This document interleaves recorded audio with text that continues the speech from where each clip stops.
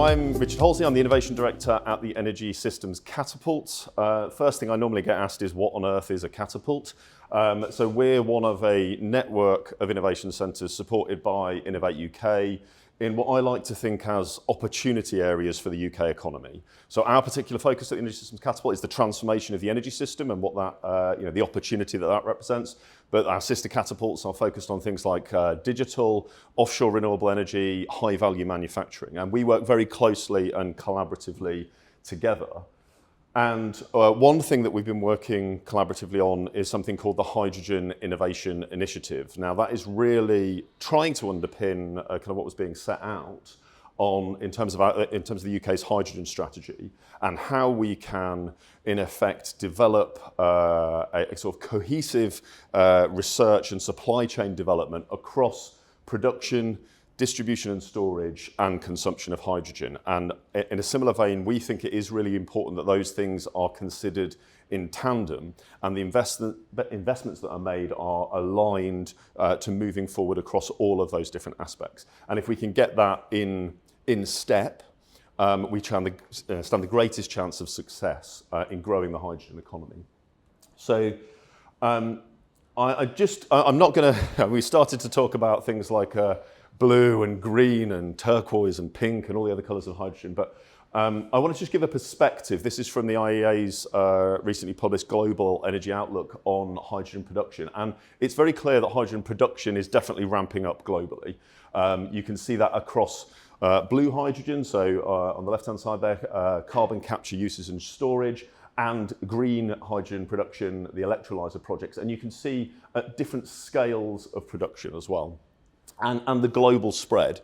I think the scale of the map almost gives you the impression that there's a clustering of activity around Europe, and Europe is this centre of gravity, but I think that's as much a function of the scale of the map and the way the dots are. So I wouldn't necessarily read as much into that. But it's clear that irrespective of UK policy, this is happening globally. There is a global imperative to move towards hydrogen, low carbon hydrogen. I have to assert that we would not be, in my view, moving towards a hydrogen economy if it wasn't for the emissions reduction imperative. The reason we are pursuing hydrogen is to get emissions out of particular sectors, but across global and local economies.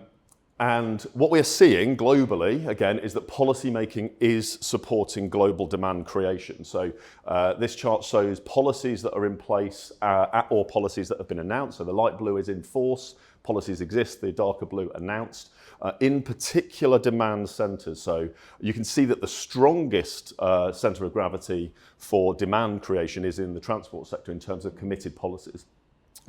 Other here refers to things like power generation or applications in buildings, for example. The interesting thing that this chart doesn't show is that actually there isn't as much policy support for demand creation globally as there is for production. So we're in that situation where we're maybe needing to ensure that there is an alignment of policy supporting both production of low carbon hydrogen and the demand use cases for low carbon hydrogen as well. So this chart sort of sets out the reality of where we were today, which I think was kind of highlighted. The reality is hydrogen today globally is used in what is kind of termed traditional applications. So what I mean by that is refining in the production of kind of petrol and diesel or industrial kind of and chemical kind of applications. So you can see from 2020 to 2022 globally, there's been a sort of steady increase in those traditional applications. Now, what the IEA has done is taken a look out to 2030 on a global trajectory that is aligned to net zero commitments. And what you can see is that there is a continued increase in those traditional applications of hydrogen, but there is also a significant increase in new applications of, for example, transportation, power generation. Other, again, is different applications in buildings and commercial applications as well. Also in the production of synthetic fuels. So in terms of trajectory, we're nearly in 2024 now. So that's quite a significant increase in demand over the next 6 years, particularly in those new applications. In terms of hydrogen use again today globally, it's China is a sort of strong centre of gravity. closely followed by North America and the Middle East. Now, coming back down to the UK perspective, at the Energy Systems Catapult, we do quite a lot of work looking at what it means to get to net zero for the UK's energy system as a whole. And the way we think about this is kind of looking at many different views of the world into the future. Like what could be a plausible, credible net zero energy system design. And when you look at many of those futures, what you try and pick out is what are the things that frequently occur in all of those system designs and in effect represent lowest regret kind of investments across many possible futures. And what we see when we think about hydrogen in a UK net zero energy system is that hydrogen recurs again and again and again and again. And by 2050, even at the lower levels of consumption, you are looking at between 200 to upper levels of 300, 350 terawatt hours of hydrogen consumption. Now, for comparison, that is the size of our power consumption today in the UK. So by 2050, the hydrogen sector could be the size of our power sector today if we are to maintain a net zero trajectory and achieve our climate change commitments and objectives.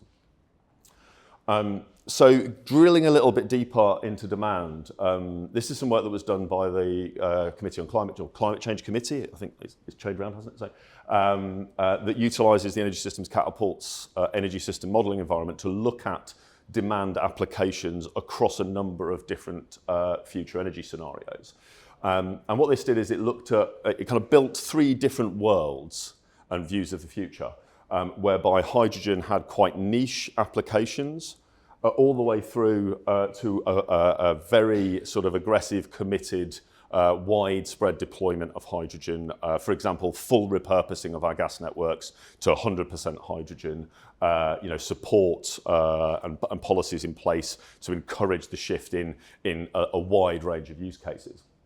And what we sort of see there is that consistently, industrial application of hydrogen, so churning the existing industrial applications and new or the more difficult to abate industrial sectors convert to hydrogen. We see a consistent role for hydrogen in power production to balance supply and demand and to deliver our emissions reduction. There's a consistent role in heavy goods vehicles and off-road vehicles. Off-highway vehicles, I should say, across many of those scenarios. The one that appears as quite variable is the role in homes and buildings in the UK. It is kind of like full fat or much smaller. So what this says to us, or how I tend to think about it, is where are those areas in the near term that offer you the opportunity for kind of low regret development, potentially development of both technologies that could have many applications across use cases. So I probably don't want to go into this in too much detail, the specifics of the chart, but the Hydrogen Innovation Initiative is developing a more granular and kind of contemporary perspective on hydrogen demands by sector out to 2030, but then also out to 2050. And what this is trying to do is, again, explore all of the different perspectives that are out there from different organisations and develop a series of views on the level of demand that we might see in the near term across those key use cases.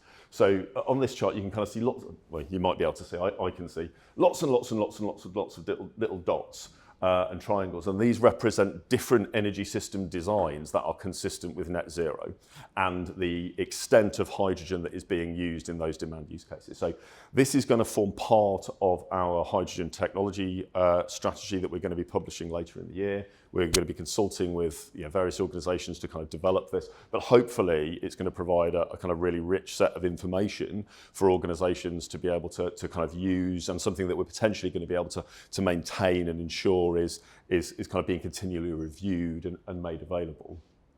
So two things I want to just finish with is across those demand use cases, we are going to need investment in different technologies at different stages of maturity. So this chart kind of illustrates on the left the level of kind of technology maturity or technology readiness levels. At the top, things are in market, people are buying and selling, there are products and services available. At the bottom, it's a prototype, a concept, it needs development. And what you can see on this chart is, for example, full hydrogen blending in a gas turbine is at the demonstration level of development, whereas blending of hydrogen into a natural gas turbine is at a much higher level of development. A hydrogen fuel cell, nearing kind of market uptake, whereas medium-sized aircraft much lower down on the prototype level.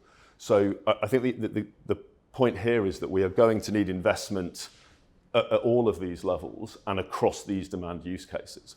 And what we're starting to see is where you can find technology that might also have value across the demand use cases, there is kind of opportunity there. Those are where you could have many different demand use cases. And that's an important consideration when looking at our research and innovation investments. Sorry, just the last one from me, and then I can come out. So the Hydrogen Innovation Initiative is really aiming to support kind of key areas of research and innovation and supply chain development in the hydrogen sector. So trying to build this kind of foresighting picture of what the global and UK hydrogen market is and could be in the future. Technology development at an earlier stage, first of a kind demonstrations, and then the industrialization of technology. Which from a UK perspective, I think we feel that we need to be investing at each of those levels, and we need to be investing in our prioritised use cases to realise the opportunity and to make sure that we are creating great businesses. We are seizing the global opportunity that exists around the growth of the hydrogen economy.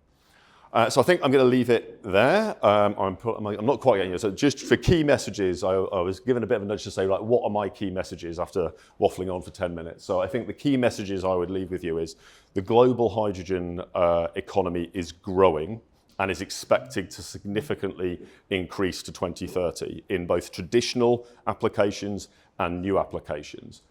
Out to 2050, hydrogen in the UK could be the size of our power sector today, so it could have a very significant role in our energy system, and that we are going to need investment across the spectrum of demand cases and across the levels of technology maturity. So I think that's me, and we'll leave it there.